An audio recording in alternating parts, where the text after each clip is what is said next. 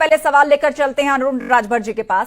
अरुण जी बताइए, शिवपाल यादव जिनको लेकर ओपी राजभर कह रहे थे कि वो तो खुद भाजपा में शामिल हो सकते हैं, सपा टूट जाएगी, पार्टी के कई विधायक बीजेपी में चले जाएंगे। अब ओपी राजभर को चैलेंज कर रहे हैं शिवपाल यादव कि आप जहूराबाद से चुनाव लड़ करके दिखाइए, पहले आप तो वही नहीं जीत पाएंगे।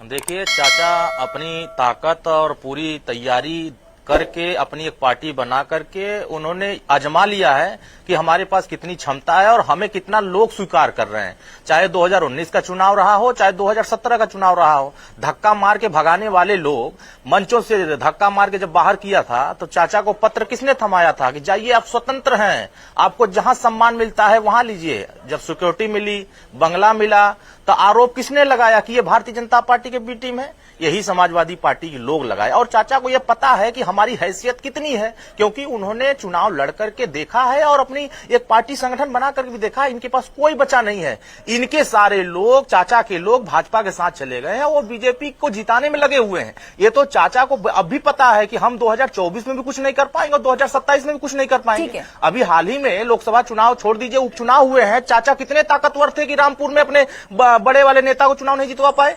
अभी हाल ही में जितने उपचुनाव हुए हैं, चाचा इतने ही ताकतवर थे, क्यों नहीं जितवा लिए? तो हालात ये है कि चाचा के पास अब दम नहीं बचा है और चाचा की जो क्षमता है अब वो जनता के बीच में वो खत्म हो चुका है। माननीय ओम प्रकाश राजभर जी की ताकत को अब जनता ने स्वीकार करना शुरू कर दिया है। हमारी ताकत नहीं होती तो ये क्यों नहीं पश्चिम में 2022 में चुनाव जितवा लिए?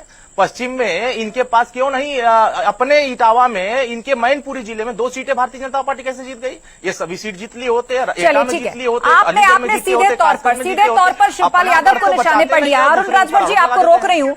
हमारे साथ दीपक मिश्रा जी भी हैं समाजवादी पार्टी का पक्ष रखने के लिए। दीपक मिश्रा जी, ओपी राजभर भी कह रहे हैं और अरुण राजभर को तो आप सुन ही रहे थे।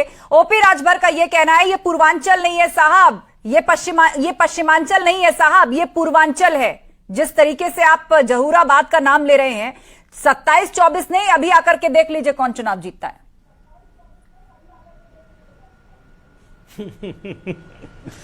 अब देखिए, जिनको सूरज मेरी चौखट से मिला करता था वो खैरात में देंगे उजाले हमको। शिवपाल सिंह जी की जनपक्ष में क्या पकड़ है ये तो सर्वविदित है। विपक्ष में सबसे ज्यादा मतों से जीतने वाले विधानसभा में शिवपाल सिंह जी हैं।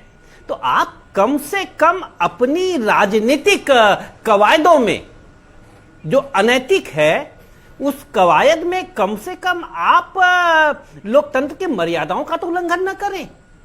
मैं अभी अपने अनुज राजभर जी को सुन रहा था, शब्दावलियों में भाव भंगिमा देखनी चाहिए। हम लोग राजनीतिक डिबेट कर रहे हैं, लोग हमें देखते हैं, हमारा अनुकरण करते हैं। ऐसी शब्दावली, ऐसी भाव भंगिमा कुछ तो होना चाहिए। अच्छा, आदरणीय राजभर जी ने कहा कि शिवपाल जी भाजपा में जा रहे हैं, इतने विधायकों के साथ जा रहे हैं। शिवपाल जी अपना पक्ष नहीं रखेंगे? कब शिवपाल जी भारतीय जनता पार्टी के दफ्तर में गए?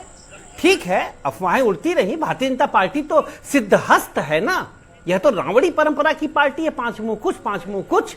और मुझे ठीक से कह सकता हूं, और ये छोटे मोटे व्यक्ति का आरोप नहीं है, देश के बहुत बड़े नेता, लोकमानस के चितेरे जिनको कहा जाता है, जयप्रकाश नारायण ने जी का वक्तव्य है, उस दौर में भी प्रासंगिक था, इस दौर में भी प्रासंगिक है। तब भाजपा नहीं थी, जनसंघ था इनकी मात्र पार्टी। उनके लिए कहा था कि यह अफवाहों की राजनीति करने में माहिर लोग हैं। यह उस वाक्य में आस्था रखते हैं कि अफवाहों में होता कुछ नहीं पर अफवाहों से होता बहुत कुछ है। तो ये अफवाह उड़ाने वाले लोग हैं। हाँ, राजभर जी ने बयान दे दिया। अब जनता ने पूछा कि भाई आपने कैसे कह दिया शिवपाल जी भाजपा में जा रहे हैं, तो क्या बोलेंगे? तो वही बोल रहे हैं। अच्छा, ठीक है, कुल मिलाकर आप ये कहना चाह रहे हैं कि ये अफवाह उड़ाई जा रही है, अफवाह उड़ाई जा रही है। और भाजपा को अभी अभी आपने 10 सिर वाला कहा। अनिला सिंह जी, मेरी सबको राम राम। और दीपक जी, इस प्रकार की टिप्पणी की अपेक्षा मैं आपसे नहीं कर रही थी। अगर भारतीय जनता पार्टी, आप कह रहे हैं कि रावण की मानसिकता, रावण की परंपरा को निभाने वाली भारतीय जनता पार्टी, मैंने रावण नहीं कहा, मैंने दशाननी परंपरा का 10 मुंह निर्माण हो रहा है, उसके संग्राम में आहुति देने वाला कौन सा राजनीतिक दल था? वो राजनीतिक दल था जिसने कार्यसेवकों को गोलियों से भून दिया था।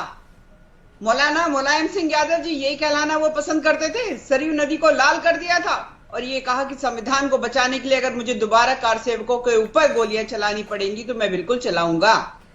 तो रावण की परंपरा को निभाने वाली कौन सा राजनीतिक दल है, अपने गिरेबान में झांकिए।